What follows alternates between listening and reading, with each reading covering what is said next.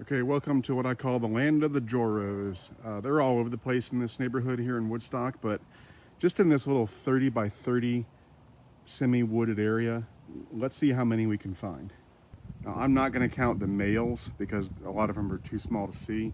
There's usually a male in just about every female's web.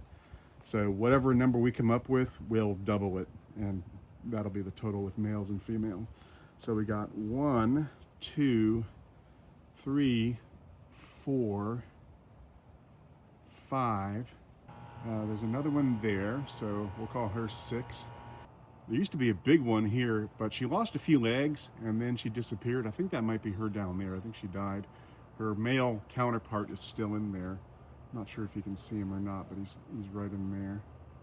Oh, this is cool. I just passed right under this silk line and I followed it up, and there's another web up there. I don't know if you can see her or not. She's kind of in the sun, so that's 7. There was a big one here, but she's moved. I think she's above, and you'll see in a second. Her male counterpart is still down here, though. Now, if we move up here, there's a big one right there. So that's number 8. Oh, is that a male or female?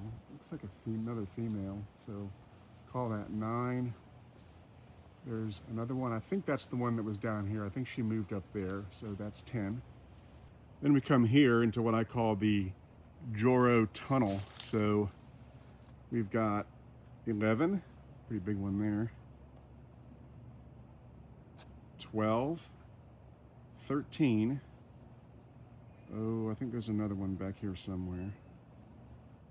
Ah, there she is, 14. She's on the move.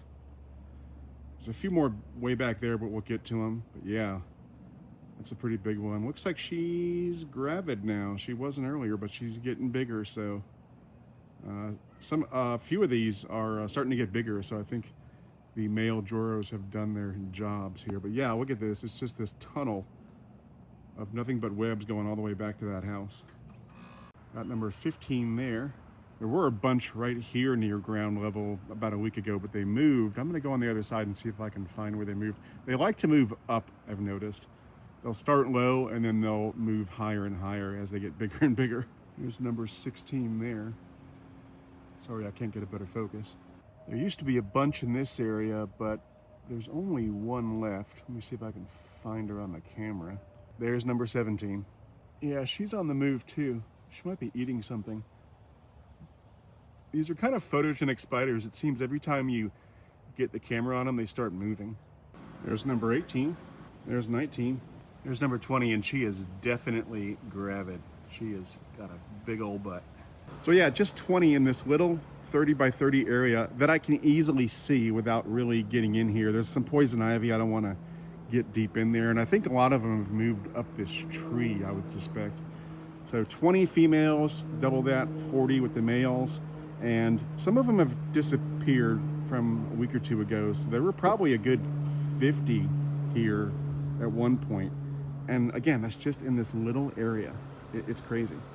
And I was walking back, I just found another one, 21. And while we're at it, we'll look around my house because I've seen a few Joro webs come up over the last few days here as well.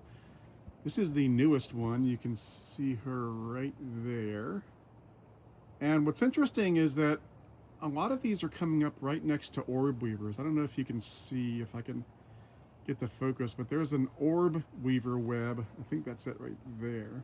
Yeah, there's an orb weaver web right next to this Joro spider, and that is a recurring theme. And I don't know, I've seen some of the orb weavers disappear, so I don't know if the Joros are eating them or just driving them out of business or what, but yeah, here's an example of a Joro right next to an orb weaver. So that's 22. Oh, and here's another one. This is number 23. I swear, these things know when they're being filmed. So many times they spring into motion as soon as I hit record. She's a pretty big one. There's a male up above her, and I think he's done his job because she is getting pretty large. And this is another spot where there used to be an orb weaver web behind this Joro web, and now it's disappeared. And here's number 24. It's gonna be pretty hard to get a good focus on her because she's pretty high up. She's about, I don't know, 12, 15 feet in the air. And we got number 25. That's a big juicy one up there. But she's pretty high up, so it's going to be hard for me to get a good shot of her. But she looks like she's pregnant too. And there she goes, on the move. And number 26 is right here. Again, pretty high up, so it's going to be hard to get a good shot of her. And just in my backyard, I'm discovering them all throughout these trees. And then number 27 is right up here in the corner of my house. Let me see if I can get in there. Can't get a great focus on it, but you can make out it's a Joro. Oh, and there's number 28 up in the trees. Again, it's hard to get a good focus with her being so far away and up in the trees, but there she is, and she's looking pretty big. Here's number 29 way up in the trees. It's pretty small, so I'm not sure if you can see it on the video. And here's number 30 that I shot previously across the street, but I misnumbered, and so I'm putting it here at the end as number 30.